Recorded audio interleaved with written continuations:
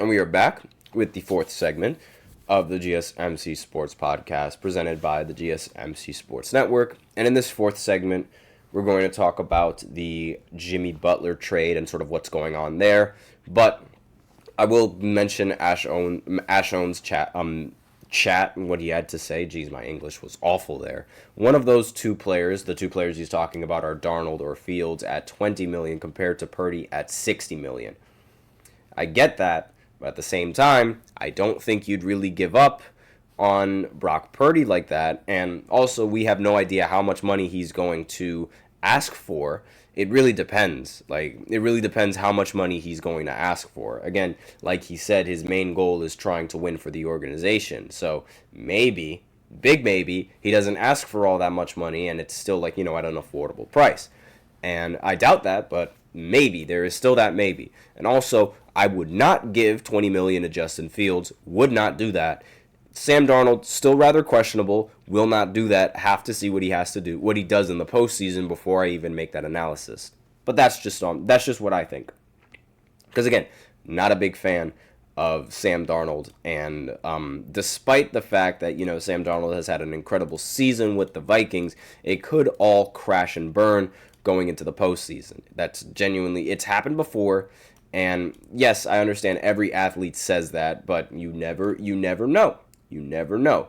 Define the incompetence that... Okay, here we go into this football talk. Define the incompetence that the Dolphins kept both Chris Greer and Mike McDaniel after the filler of the last 5 years and still thinking of keeping Tua, even with his serious injury concerns. Really, I feel like this situation could have all been avoided if they just drafted Justin Herbert. I still stand by that. And to be honest, it is incompetent. Yes, it is genuinely incompetent. But no one is talking about Tua like they're talking about Brock. Tua is making all of that money, but he hasn't proved that he earned all that money. I mean, Brock Purdy, while I'm not a big fan of him and his the fact that he needs these ridiculous weapons, he has still been able to consistently make it far into the postseason, and that's something that you can't really ignore.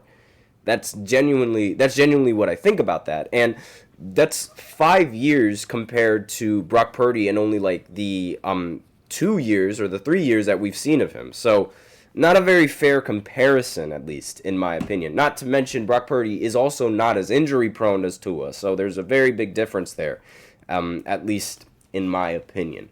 But going into this fourth segment talking about Jimmy Butler and the situation that's going on around the NBA with Jimmy Butler, from what I'm aware of, okay, here we go. More football. Bengals, would you trade a first-round pick for Crosby? That's a very, very good question, honestly.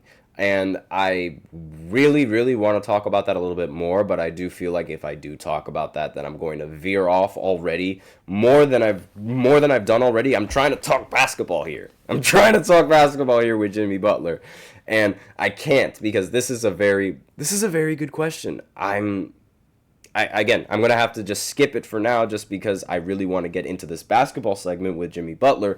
If I do have time, because we are well over the time, then I'll talk about that later on in the segment. So just stay tuned for when I do answer that question. Again, only reason why I'm not answering it is because I did go a little bit over the time. I mean, we're at 50 minutes right now, and I should have already ended the fourth segment, which is, you lose track of the time with talks like that. But from what we know, with the Jimmy Butler situation, at least this information was given at 10 o'clock or towards 11 in the morning.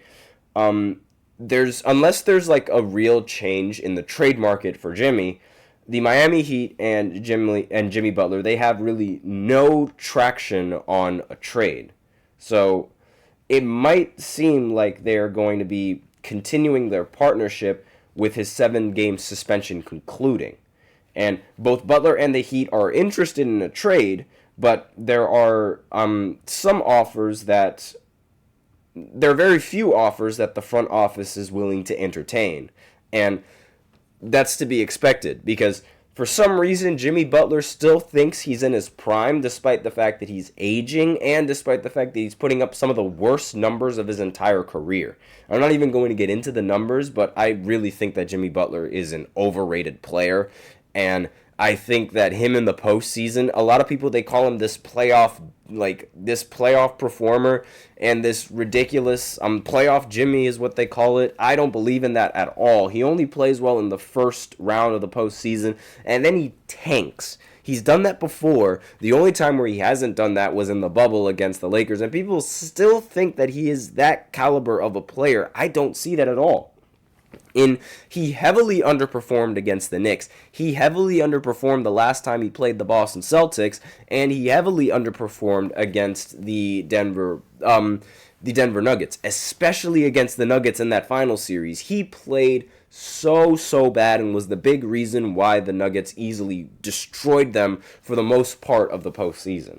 But according to Brian Windhorst, he said, quote, "From my discussions, I don't think the Heat have any traction. I don't think there's any deal that they like. I don't think there are many teams that are offering anything they consider any actionable thing. I think the Heat are preparing for a future with Jimmy Butler back on the roster. We'll see if that can get worked out because he's in the midst of a 7-game suspension." And obviously, the biggest problem is that, the Miami Heat, they don't really want to pay Jimmy Butler all of that money. And Ash Owen has an NBA question. Does Butler move the needle for any NBA team? That still remains to be seen because, again, he still thinks that he's in his prime. It really depends on what team he gets traded to. There's been talks that, and no.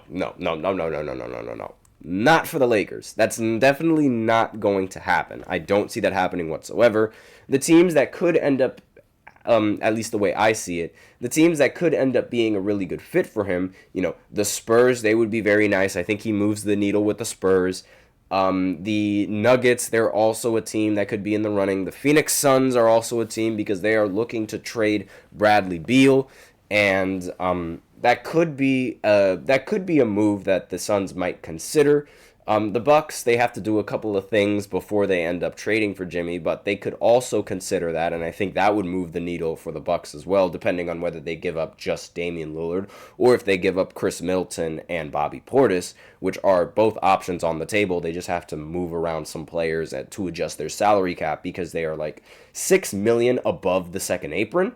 So those are like the few teams that I think could be the difference makers.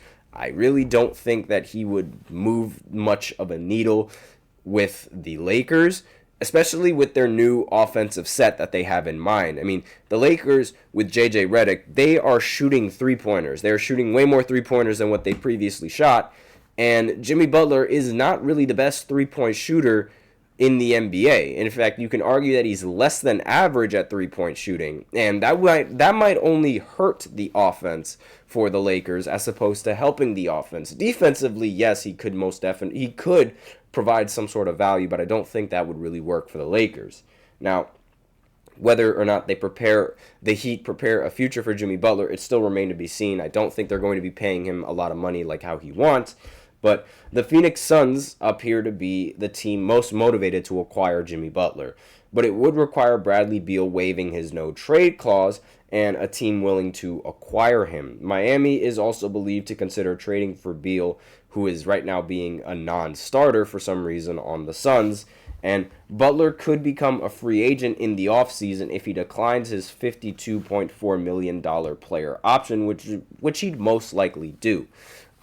Lessens the load for LeBron. Yes, I understand LeBron is 40 years old. He's still doing all of this, and he still is trying to carry the team. But again, I don't think that would mesh well with the team. And who would they have to give up in order to get Jimmy Butler? Because remember, the Lakers, they are a little bit above the second apron, and the issue with this is trying to figure out how to make the salaries match. They might have to give up a hefty amount of players that I don't think is good for the Lakers to do. I don't think getting Jimmy Butler is going to help the team when you're trying to shoot more threes.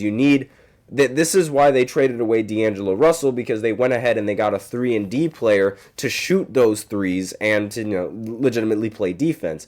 Jimmy is not a 3-and-D player. And we've already seen what kind of moves the Lakers make to try and lessen the load for LeBron, like getting Russell Westbrook, and that still doesn't do anything because LeBron still has to carry the team. So I don't think that's a really good idea. I don't think that's also an idea that's even plausible to happen. Now, the Phoenix Suns sending Bradley Beal to the Lakers, that's a move that could happen. That could possibly put the Lakers over the top. And Bradley Beal has said that he would waive his no trade clause for a team like the Lakers. So that is still an option. But Jimmy Butler, I don't think so. And Beal would be a little bit more of a fit. While Beal doesn't have defense, he does know how to shoot that three. And Butler is better than Westbrook. Yes, he is. But as of right now, as of right now, of course, Jimmy Butler is better than Westbrook. And he most likely was better than Westbrook than what Westbrook was on the Lakers. But again, Jimmy Butler, like I keep saying this, he's very overrated. And his numbers are nowhere near as good as you really think they are. Again, he's having one of the worst seasons of his career. He's averaging 17 points per game, 5 rebounds, 4 assists. Now, the points per game is really what I'm looking at. And the field goal percentage, while it's okay, again, this is also because he had he hasn't played the full season yet. But I don't see that happening. I genuinely don't. He's not a competent enough shooter for them to make that move. And not to mention, he's also getting a little bit old. I don't think that that's what the Lakers would want. I personally would not want that. And yes, he is better than Westbrook. I don't think that's a move that the Lakers are going to consider doing, because you also have to remember he's going to demand a lot of money going into the next season. Are the Lakers willing to pay for that, for all that money? I doubt that. Is LeBron going to play another year? No idea. Butler's player comp of the past player is no. We are not comparing Butler to Dwayne Wade. We're not doing that. That's not happening. He is nowhere near the same caliber as D. Wade was. That is not happening whatsoever. No. We're not doing that. We're not doing that. I'm not even entertaining that. It's not happening. No. So, with that being said, ending off on that, we are going to go into the 5th segment where we recap all of the NBA games that went down. I'll be right back after this short break. Be sure to stay tuned. We're not comparing Jimmy Butler to D. Wade. No.